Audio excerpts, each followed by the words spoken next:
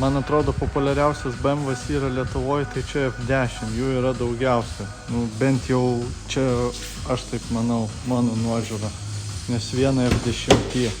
Tai F10 buvo originalus apšvietimas, bet jisai absoliučiai nieko nešvietė, tai nieko naujo, standartiškai pakeistos korpusinės juostos, durų rankenos, durų kišenės, kojo pačios klientas nenorėjo, tai čia standartinis komplektas gaunas pas mus. Tai štai tokį grožį gali turėti pas save salone, keičiasi spalvos, reguliuojasi ryškumas, spalvų tikrai daug. Tai štai toks standartinis komplektas kainuoja 300 eurų ir dabar naujiena visiems, kam yra per brangu, galite įsigyti pas mus tai išsimokėtinai. Tai 12 mėnesių, 24 jau kaip norit, kaip jums patogu. Tai kreipkitės.